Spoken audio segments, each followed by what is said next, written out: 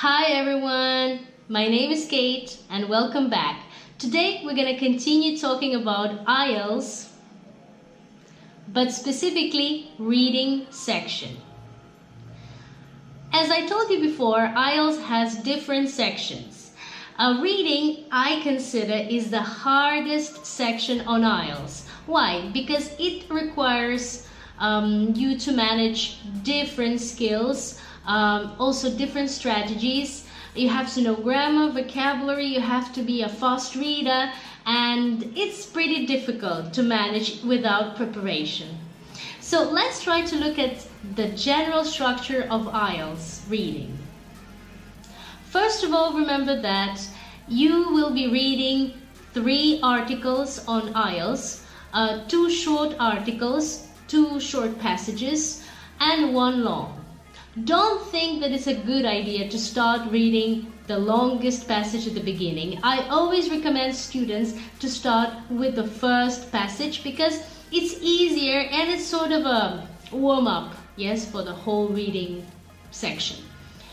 So remember that there will be 60 minutes for you to answer all the questions, and you will be also asked to transfer your answers at the same time, or maybe, within these 60 minutes. So try to remember that you still need to save some time to transfer your answers.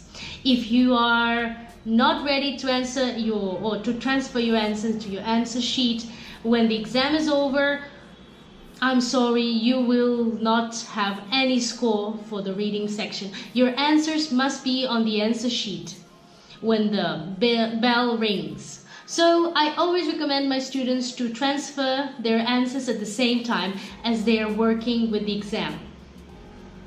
I don't know, they finish one text and transfer the answers at the same time without waiting. So remember, you will be reading 2,000 words in those 3 passages. The types of texts are different. There might be journals, magazines, company handouts, depending on what kind of text or what kind of exam you're taking. If this is an academic exam, remember that it's different than it's a general exam.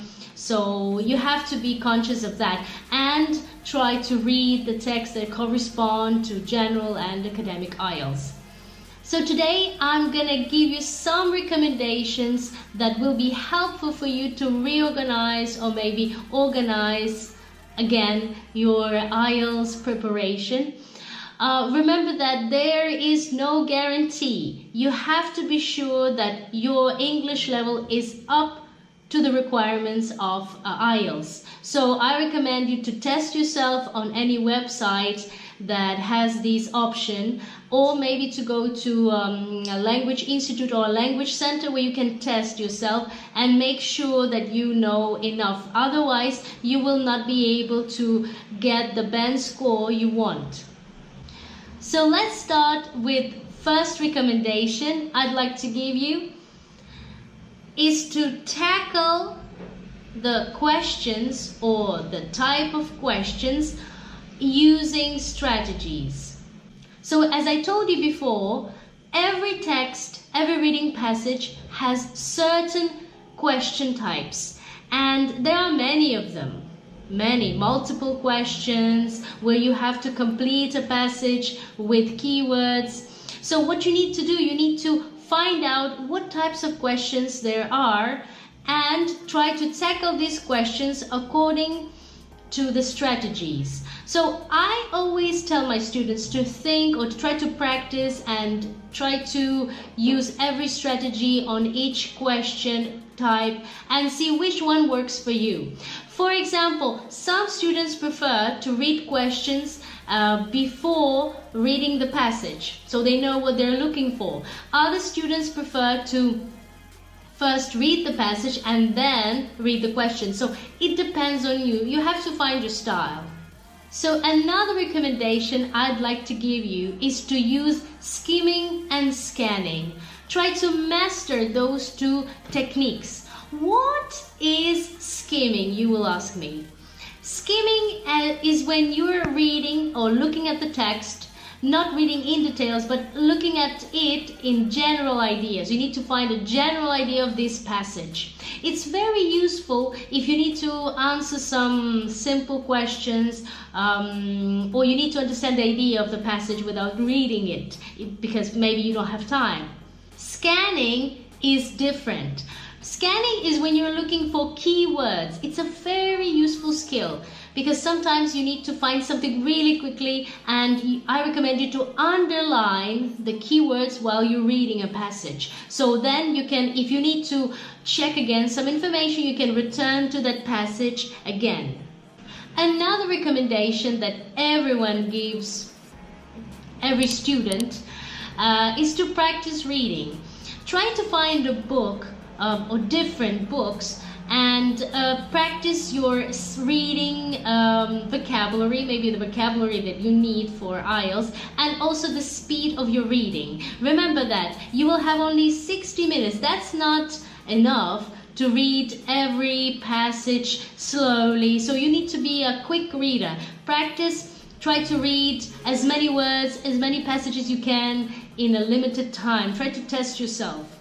Another thing that you need to do is to get your grammar straight. Why? Because some questions, for example, those tasks where you need to complete a passage with keywords require a certain knowledge of grammar. For example, you're looking at a passage and you have to know if in this gap you can fit in a verb or a noun or what goes there. So based on the structure of the sentence, you can know that. And this is a basic knowledge of grammar. Another mistake that every student has, well, I don't want to say everyone, but most of the students that are preparing for IELTS try to understand everything. For example, when they read an article about science or medicine, they try to understand every term there is and think that it will help them. Not necessarily, because when you try to understand every word, you're wasting time, because some words don't really matter. So you need to understand general idea, the keywords. Mostly those scientific terms are not used in the questions because the designers or the methodologists that design these tests already know that not all of those words you're supposed to know, yes? Another very important thing is try to practice with real materials. I mean, there are plenty of IELTS preparation books online. Try to practice with all general and academic tests. So you have a lot of practice. Try to read different topics. Try to have your vocabulary booklet or your vocabulary notebook where you can see what vocabulary you have studied and what vocabulary you still need to learn. I also recommend you to read newspapers and magazines. Why? Because not all the vocabulary you can encounter in books. Some vocabulary or different types of vocabulary you can encounter in magazines or newspapers. For example, Financial Times, The Independent.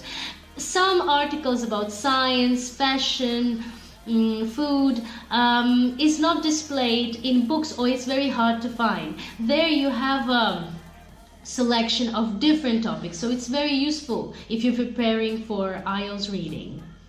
I will also recommend you to know in which exercise or in which type of question you have problems in, and try to focus on that section, because many times we just practice without noticing in which section we need to improve. So try to find a strategy for this specific section that you have problems with.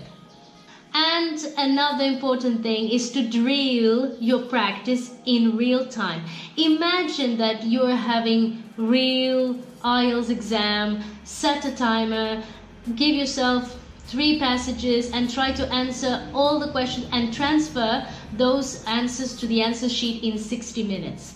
Then calculate your results and see what you might expect and where you need to improve. You can find the answer sheets online, you can print them out and try to imagine that you're in a real exam room, and it will be very helpful. It will relieve some stress And guys, the most important recommendation is to relax. Don't panic.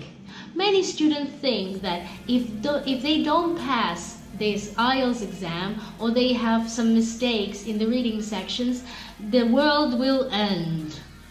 But it's not true, because you can always take it again and again, and every time you take the IELTS exam, you will get better at it, and the experience is very important. So try to relax. Don't tense yourself. Even if you have any problems, everything's gonna be all right. Try to practice and do your best. Thank you very much for watching. Bye.